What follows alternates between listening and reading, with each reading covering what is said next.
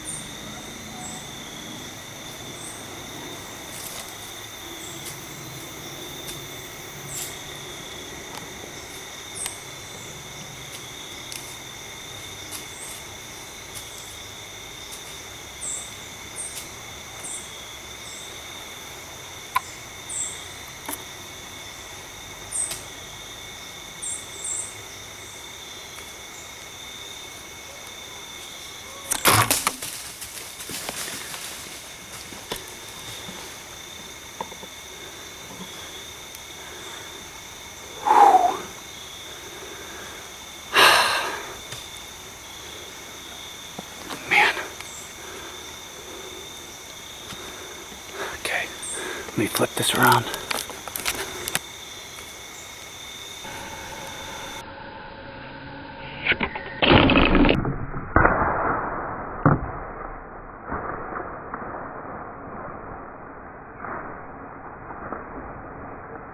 Let me sit down. Second time in the stand, and I had a really good evening spot. First time I could make this evening spot, and got off work early enough, knew I had 1 hour to be in the stand, knew I had doe moving through here, and wanted to get one of these big doe out of here. If you guys, I showed you the clip before I started this hunt. We have this corn in this area getting completely pegged off by these deer, so to cooperate with the farmers in the area, they let me hunt. So in return, I told them I'd take a few doe out. So I think I just made a really good shot on a doe. Didn't sound like she went far. I'm going to go ahead and get out of here in a second. We go up and get my arrow, and I'm going to see if I can find her. Okay, I just got out of my stand set. You guys can see I'm pretty well camouflaged, but she was able to peg me off when I was drawn. I'm going to walk over here to the arrow.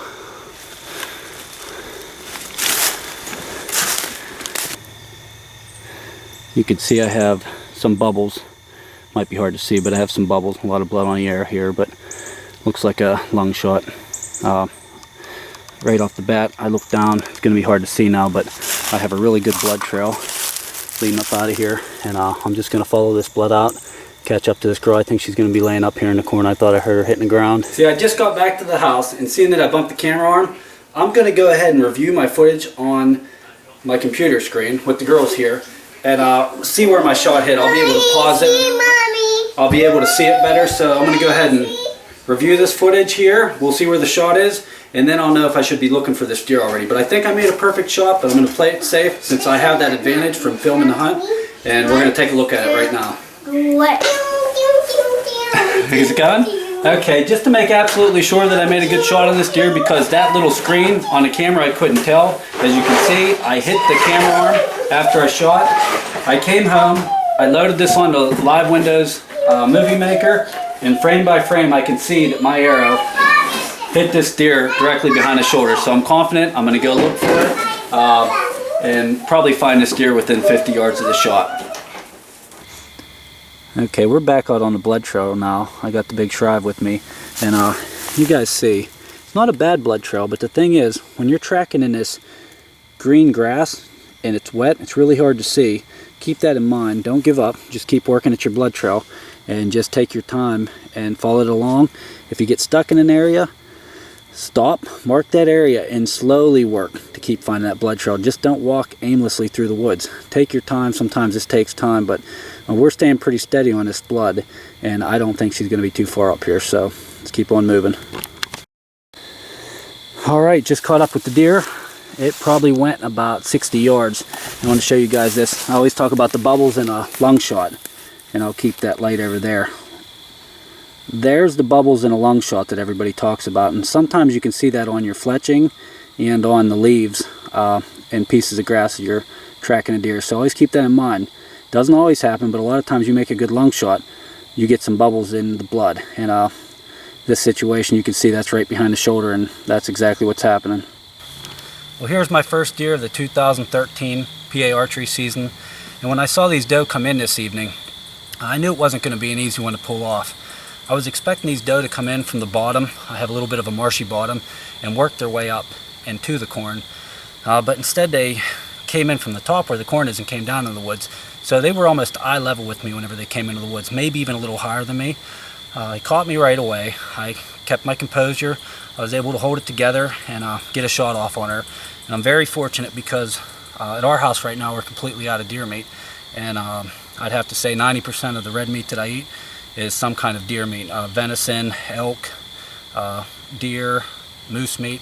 So I'm very fortunate for this deer because we are down to nothing. Thanks for watching the hunt, and if you haven't subbed to my channel, I'd appreciate it if you give us a sub, and best of luck in the outdoors this year. Good luck, everyone. Just got back to my house. My friend Darren Blaze pulled in, and I'll have a little bonus footage here. What Darren got tonight was a doe with a tag in it. Explain this tag, because this isn't Darren's first tag he's gotten a doe. The reason with the tag is it's a game study. The first one I got was from Penn State. They do a study on them, and it got information right there.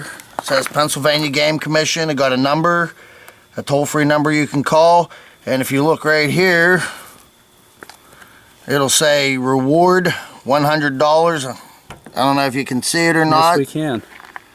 But you call in that information to that number, you give it to them, and basically all they do is write you a check in the mail. That's great. Congratulations, Darren. Thank you.